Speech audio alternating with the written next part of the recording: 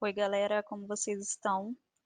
Seguindo então nossa sequência de aulas de funções inorgânicas, já vimos ácidos, então seguindo a próxima função que a gente vai estudar são as bases.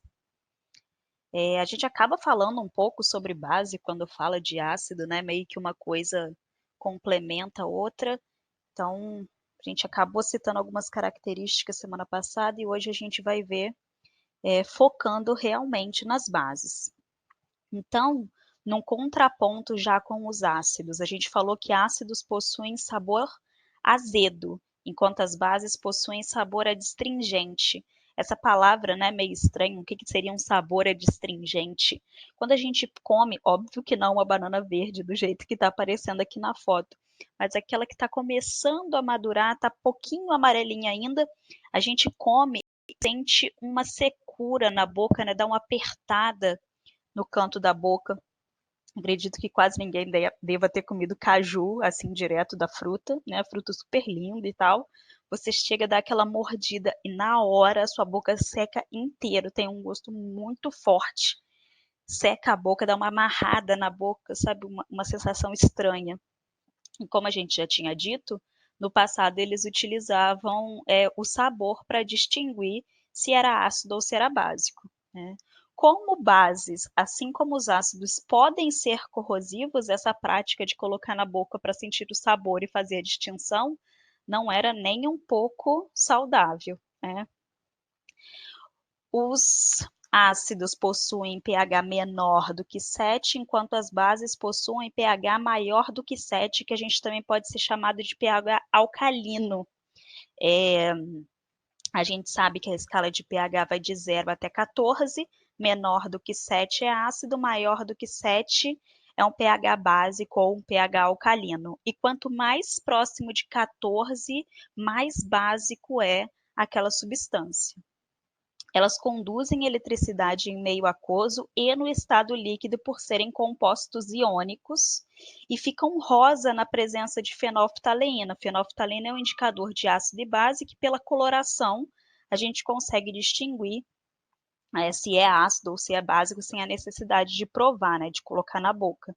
Então fica desse jeito como está mostrando aqui no cantinho, fica um rosa bem escuro, bem chamativo, enquanto o ácido fica incolor, né? Então são duas cores bem diferentes, dá para fazer essa distinção. E as bases são neutralizadas pelos ácidos, então os dois se neutralizam, né? Um, quando entra em contato com o outro, acaba tendo suas características neutralizadas. Coloquei aqui algumas aplicações de algumas bases vendidas em farmácia, em mercado, coisas que a gente usa no nosso dia a dia. Acredito que todo mundo já deva ter visto soda cáustica, né? A gente geralmente tem esse diabo verde em casa, que ele é usado para fazer desentupir pia, né? Então, por mais que a gente tome cuidado quando a gente vai arrumar a cozinha, acaba caindo o resto de comida ali dentro da tubulação, isso pode vir a obstruir o caminho, né, a tubulação. E aí a gente joga um pouco de soda cáustica, que é o hidróxido de sódio, NaOH. Como ele é cáustico, é corrosivo, ele vai conseguir fazer desentupir a pia, né? Então aparece bastante esse tipo de produto no mercado. O leite de magnésia, que é o hidróxido de magnésio, a gente já tinha falado na aula de ácidos também, né? Ele é usado como um antiácido, então quando a gente está com azia, com excesso de ácido clorídrico no estômago, a gente toma uma colher, é um líquido, o gosto é horrível, toma uma colher de leite de magnésia, que é uma base para fazer essa neutralização. E muitos produtos de limpeza também têm base como o princípio ativo, né, que é o amoníaco, conhecido como amoníaco, que é o hidróxido de amônio, NH4OH. Vários produtos de limpeza, né, a sua grande maioria, são produtos básicos, né?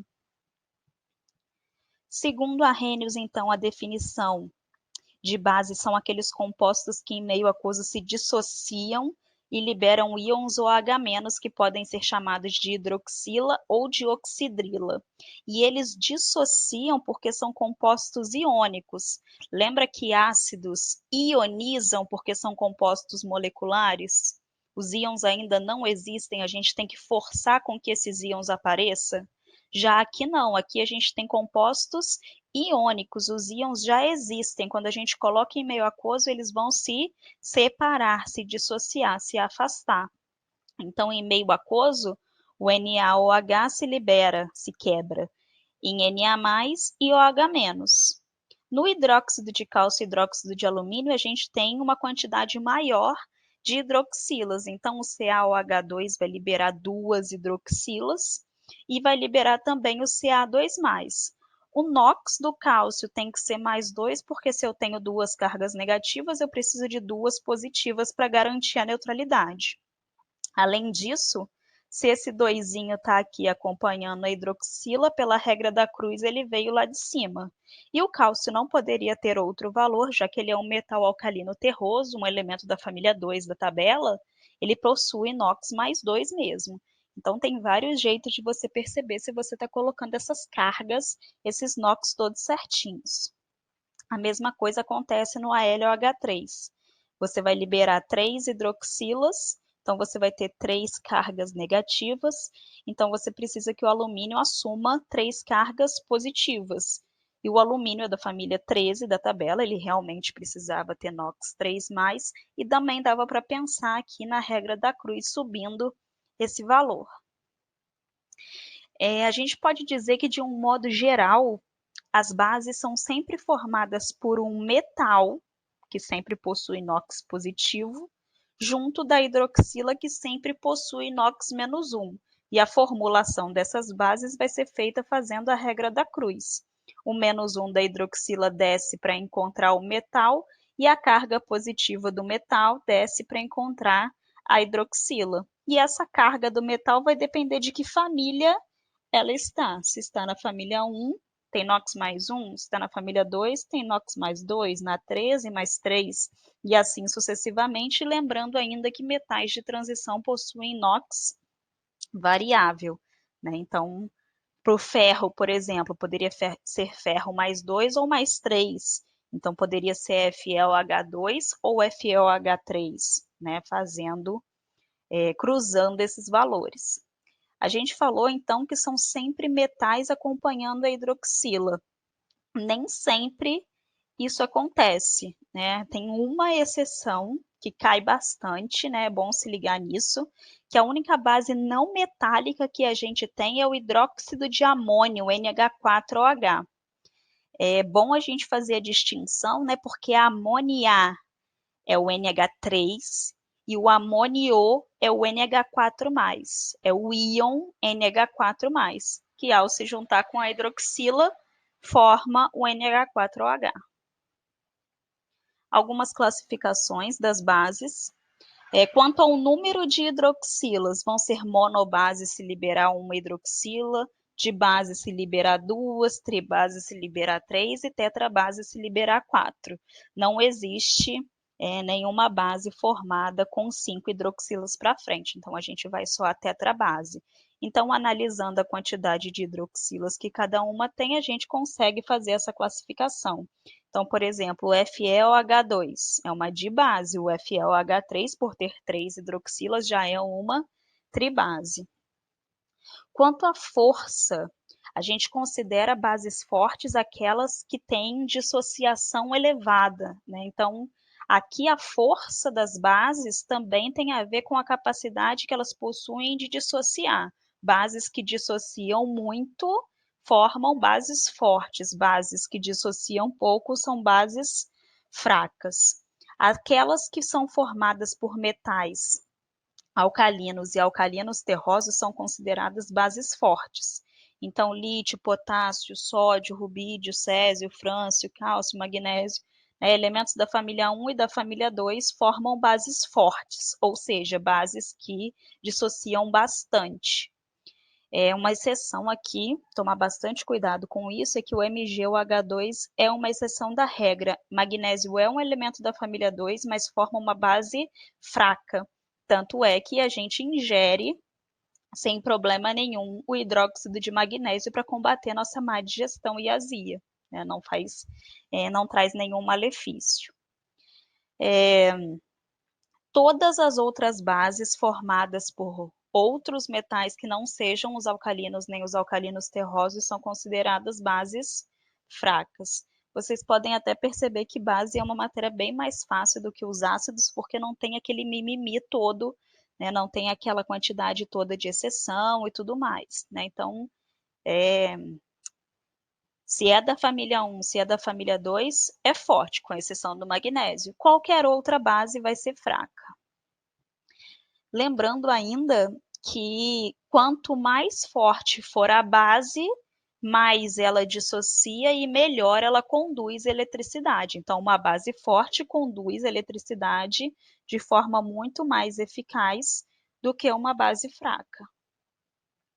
Quanto à solubilidade, são solúveis aquelas bases dos metais alcalinos e o próprio hidróxido de amônio, né, que é a nossa base ametálica, nossa base não metálica. As de metal alcalino terroso são pouco solúveis, então são intermediárias, e todas as outras são praticamente insolúveis. Então, família 1 da tabela e o hidróxido de amônio solúveis. Família 2 da tabela, pouco solúveis, e qualquer outra praticamente insolúvel. A nomenclatura das bases também é uma nomenclatura bem mais fácil de se fazer do que a nomenclatura dos ácidos. A gente vai chamar de hidróxido de tananã, algum elemento que esteja acompanhando com a hidroxila. Faz sentido usar a palavra hidróxido, né? Porque a gente tem sempre, obrigatoriamente, a presença da hidroxila, OH-, e essa hidroxila vai estar acompanhada de algum outro elemento, geralmente um metal, né? Então, por exemplo, NaOH é o hidróxido de sódio, NH4OH é o hidróxido de amônio. Tomar cuidado que o hidróxido de cálcio, CaOH2, pode ser chamada nos exercícios pelo seu nome vulgar, cal extinta, cal hidratada ou cal apagada. Tá? Tomar cuidado com isso. Ou seja, dá nome para uma base muito forte. Então, a gente vai ter hidróxido de sódio, hidróxido de potássio, hidróxido de lítio, hidróxido de cálcio, hidróxido de alumínio. É tudo bem facinho. O problema vai estar onde, gente? Nos metais de transição. Metal de transição possui inox variável. E a gente vai ter que dar um jeito de representar de que inox estamos falando naquele momento. A gente vai fazer o seguinte, hidróxido de tananã. Se o NOx for o maior NOx daquele elemento, vai terminar com ico. E se for o menor, vai terminar com oso. Então, por exemplo, o ferro pode ter NOx mais 2 e mais 3. Mais 3 é o maior NOx, então vai terminar com ico. Mais 2 é o menor NOx, então vai terminar com oso. Então, o FeOH3 é o hidróxido férrico e o FeOH2 é o hidróxido ferroso. O maior NOx termina com ico e o menor NOx termina com oso. O estânio, que pode ser mais 2 ou mais 4. 4 é o maior, então o SNOH4 é o hidróxido estânico, enquanto o SNOH2, que é o menor NOx, seria o hidróxido estanoso. Os nomes são horríveis, né? Antigamente, e ainda é utilizado assim, né? E vai aparecer bastante para vocês, é que a gente pode colocar o NOx escrito como o algarismo romano. Então, a gente pode colocar hidróxido de ferro 3, hidróxido de ferro 2. Hidróxido férrico e hidróxido de ferro 3 é a mesma coisa, né? São duas nomenclaturas diferentes para o mesmo composto. Essa primeira aqui é a mais correta, porém essa segunda é muito mais fácil de fazer e também é muito utilizada. Então, para o estanho, eu posso chamar de hidróxido de estanho 4 e posso chamar de hidróxido de estanho 2, lembrando que esses algarismos devem vir em romano. Coloquei aqui uma tabelinha para a gente,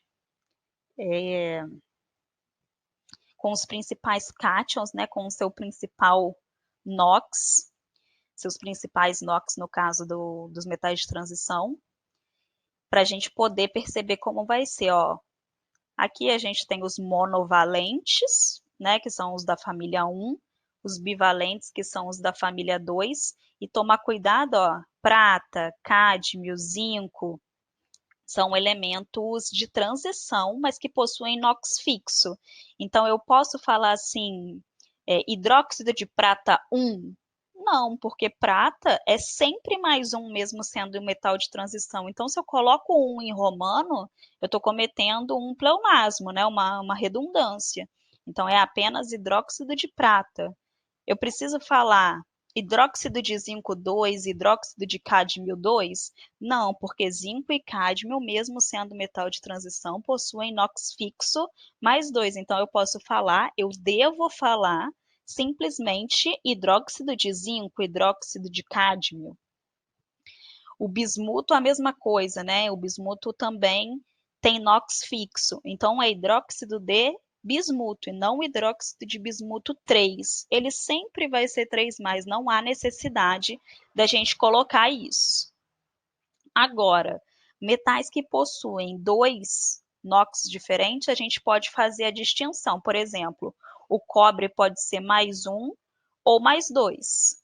Então, ele pode ser o hidróxido de cobre 1, que também pode ser chamado de cuproso, né, já que é o menor, e ele também pode ser o hidróxido de cobre 2 ou cúprico, né, terminando com ico, já que entre +1 e +2, o NOx +2 é maior. O ouro, a mesma coisa, ó, o ouro pode ser +1 ou +3. Então, pode ser o hidróxido de ouro 1 ou o hidróxido de ouro 3. O hidróxido de ouro 3, por ter o maior NOx, também poderia ser chamado de hidróxido áurico. E o AU mais 1, que é o menor NOx, poderia ser chamado de hidróxido auroso. Aqui poderia ser ferroso e férrico, cobaltoso e cobáltico, niqueloso e niquélico, né? E assim sucessivamente. O do chumbo fica horrível, ó. O chumbo pode ser 2+, ou 4+. Então, pode ser hidróxido de chumbo 2 ou hidróxido de chumbo 4. Poderia ser o plumboso ou o plúmbico, né? Chumbo tem como sigla PB porque ele deriva do inglês plumber, que é encanamento, né? E antigamente o encanamento era feito de chumbo. A platina, a mesma coisa, ó, pode ser +2 ou +4. Então, ela vai ser ou platinoso ou platínico, né? Então, tem bastante coisa aí. Eu sei que decorar isso é muito custoso, né? São muitos números e cada um varia de um jeito. O que cai bastante é o do cobre e o do ferro. Cuproso e cúprico, ferroso e férrico. Isso aparece bastante. Mas é bom saber os outros, pelo menos o ouro, tá? Aqui uma comparação entre as características dos ácidos e das bases. Quanto à solubilidade em água, a maioria esmagadora de ácidos é solúvel, enquanto as bases, a sua maioria é insolúvel, retirando os hidróxidos de metal alcalino e o hidróxido de amônio. Quanto à estrutura, os ácidos são moleculares, né, ligação covalente, a metal mais a metal e a metal mais hidrogênio, e as bases são compostos iônicos. Quanto à condutividade elétrica, os ácidos conduzem em meio aquoso e as bases conduzem em meio aquoso, porém também conduzem quando estão líquidos, ou seja, fundidos, né? Sai do estado sólido e vai para o estado líquido. A ação do indicador de ácido e base, a gente já falou que pela coloração a gente consegue fazer a distinção de uma coisa e outra. E a ação recíproca é porque se a gente mistura ácido com base, a gente faz uma reação de neutralização formando sal e água, que é a nossa próxima aula. A escala de pH a gente também já tinha comentado, vai de 0 até a 14, maior do que 7 eu tenho um pH básico, menor do que 7 eu tenho um pH ácido, e exatamente no 7 eu tenho uma solução com pH neutro. Quanto mais próximo de 14, mais básico é. Quanto mais próximo de 0, mais ácido é. Né? Quando eu vou me aproximando do centro da minha escala, eu vou encontrando cada vez mais a neutralidade. Então, a basicidade e a acidez são muito mais intensas nas extremidades da escala, porque à medida que eu vou me encaminhando para o meio, eu vou encontrando a neutralidade. Aqui alguns exemplos, né, do que é ácido, do que é base, que a gente estuda no dia a dia, né, que a gente convive com isso, e lembrando sempre que eu posso chamar de caráter básico ou de caráter alcalino, que dá no mesmo. Só falando um pouquinho mais dos indicadores de ácido e base, o que vocês precisam saber de cabeça, a coloração é a fenolftaleína. A fenolftaleína fica rosa em meio básico e fica incolor em meio ácido. Mas existem vários outros indicadores com outras colorações. Azul de bromotimol, que faz ficar amarelo, e azul alaranjado de metila, que faz ficar vermelho e alaranjado. E a gente também possui indicadores naturais. Muita gente já deve ter feito esse experimento aqui do repolho roxo, né? Clássico nos laboratórios, nas feiras de ciência. A gente pega o repolho roxo, ferve bastante para tirar os princípios ativos e usa ele como um indicador de ácido base natural. Olha a gama de coloração que ele consegue mostrar para a gente, distinguindo desde o pH 2 até o pH 11. Mesmo sendo natural, ele é bem específico, né? Consegue fazer uma boa distinção. Um caso bem interessante são as hortênsias, né? Essas plantinhas que elas podem nascer de várias cores, depende do pH do solo que a gente planta essa flor, né? Mas uva, jabuticaba, amora, beterraba, chamate, várias outras frutas ou legumes podem ser utilizados como indicador. Ok, gente, acho base bem mais fácil do que ácidos e acho que vocês não vão ter problema nenhum com ela. Ok, até semana que vem a gente volta com sais. Beijinho e um ótimo estudo para vocês e uma ótima semana.